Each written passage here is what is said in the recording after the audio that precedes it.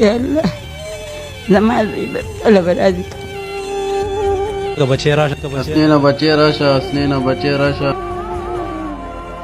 بس پړه مې دا ارمان دی چې دا ورور مې خدای پیدا کړي بس نور خو هېڅ هم نشته دی به دا یو ورور مې دا خدای پیدا کړي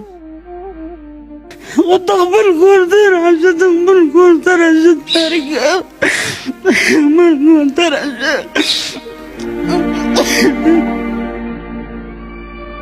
ملګرو یو انټرویو هغه په سوشل میډیا چلیږي په کم کې چې ویل کېږي چې دا د حسنین مور ده او هغې انټرویو ورکړې ده حقیقت د دې ویډیو څه دی آیا واقعي د حسنین کومه مور چې د هغې انټرویو ورکړې ده او په کم حال کې دا خبر به سره نن شیر کوو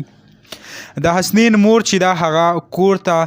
رالیږلې شوې ده د هسپتال نه هغه ډسچارج شوې ده اوس په کور کې د تاسو سره مخکې هم ما یو ویډیو شیر کړی وه په کم کې چې د حسنین ماما او د حسنین د مور کوم ورور چې دی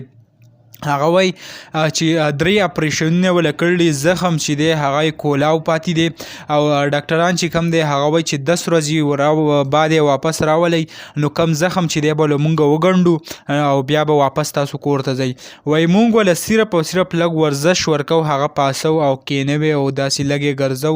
چې صرف لګا ورزش کیږي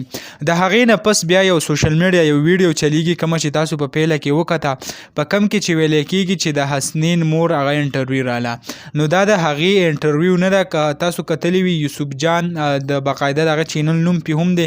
دا هغې ریکارډ کړی وه د نن نه د 6 میاشتې مخکې د یو زنانه سره په بنو کې هغه انټرویو دی اخیستی و یوسف جان نو اوس خلکو راپاڅېدلي او هغه انټرویو هغه په سوشل میډیا ټیک ټاک باندې هغه شیر کېږي ما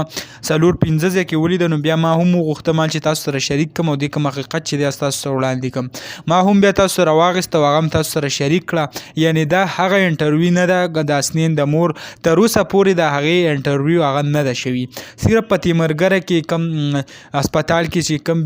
دغه بیمار پورسۍ له کم کس ورغلی او د تیمرګرې کم پیپلز پارټۍ سره تعلق لرونکې هغې صرف تپوس کړی نو هغې کې هم انټرویو څه نه دی اخیستی شوي خو صرف هغه بیډ یې پکې راوستی او هغه پکې هغه انټرویو صحیح نه و کړي نو خلک چې کم دی هغه راپاسي او داسې غلط خبر هغه شیر کوي داسې نه دی کول پکار چې یو غلط خبر هغه تاسو په سوشل میډیا باندې شیر کړئ یعنی اوس د هغې انټرویو شوې نه ده او تاسو دا دغه راغستی دی او په هغې کې هغه کوم وایي زوی مې راولي او داسې قیسې کوي نو دا د هغې نه ده نو دغه ویډیو به تاسو سره شریک کړه امید لرم ویډیو به خوښه شوي که ویډیو خوښه شوي ویډیو لایک کړئ او که زموږ په چینل نه وي چینل سبسکرایب کړئ د داسې نورو ویډیوګانو دپاره